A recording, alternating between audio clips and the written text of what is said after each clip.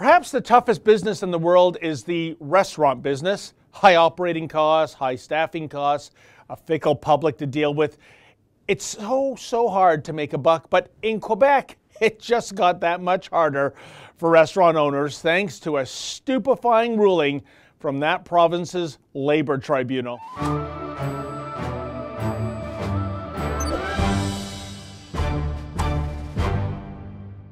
Well, if you're like me, folks, when you scrape up enough dough to dine out, you really want good food and friendly service. Here she comes, a girl next door, hanging with good friends and more. Come on, what you waiting for? You gotta get down to Hooters. That's what we like. Big, beautiful smiles. What we don't want is the kind of surly attitude Jack Nicholson experienced at that diner in 5 Easy Pieces. Okay, I'll make it as easy for you as I can. I'd like an omelet, plain, and a chicken salad sandwich on wheat toast. No mayonnaise, no butter, no lettuce, and a cup of coffee. Number 2, chicken salad sand. Hold the butter, the lettuce, the mayonnaise, and a cup of coffee. Anything else? Yeah, now all you have to do is hold the chicken, bring me the toast, give me a check for the chicken salad sandwich, and you haven't broken any rules. You want me to hold the chicken, huh? Yeah, who wants a curmudgeon of a waitress like that? But the bureaucrats in Quebec, who, like bureaucrats everywhere, they never smile. Why should they? They're bureaucrats after all, but apparently they think this sort of attitude should be accommodated in the private sector too. Here's the deal. Caroline Dene, a waitress working at the Coco Frutti restaurant in Victoriaville, Quebec, gee, what a name, Coco Frutti, was dismissed for allegedly having a bad attitude and not smiling enough. Hey, the restaurant biz is a people biz. If you can't offer service with a smile, maybe you shouldn't be interacting with the public in the first place.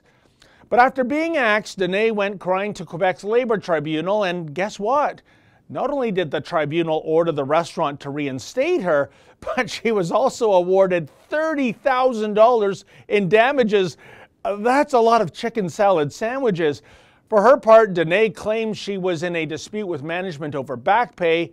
The owner insisted that she was also let go because of, quote, her bad attitude and for not smiling enough, end quote. The owner also noted that, quote, everyone had problems with her, end quote. Now, granted, there's a bit of a he said, she said dynamic at play here, but regardless, tribunal judge Christian Drolet didn't recognize the restaurant's bad attitude, no smiling excuse as being serious. And that's where I take issue with Drolet, who has never likely managed a restaurant himself.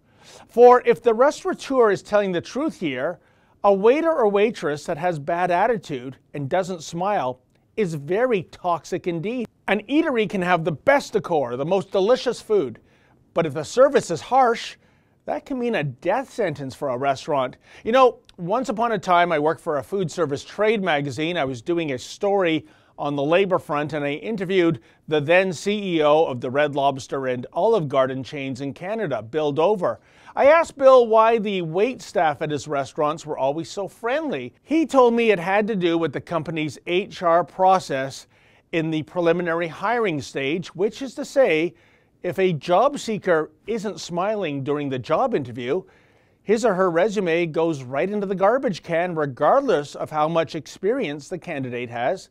As he remarked to me, we can teach our staff so many things, but you can't teach someone how to smile.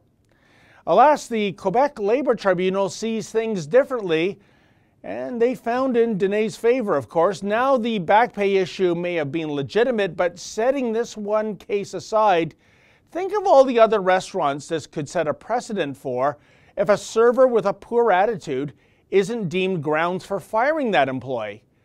Too bad for the paying customers, and too bad, so sad, for the restaurant owner, who must now, thanks to government edict, accommodate those who offer service with a snarl. For the Rebel.media, I'm David the Menzoid Menzies. Hey folks, if you like that commentary, please consider becoming a Rebel Premium subscriber and never miss another Rebel video.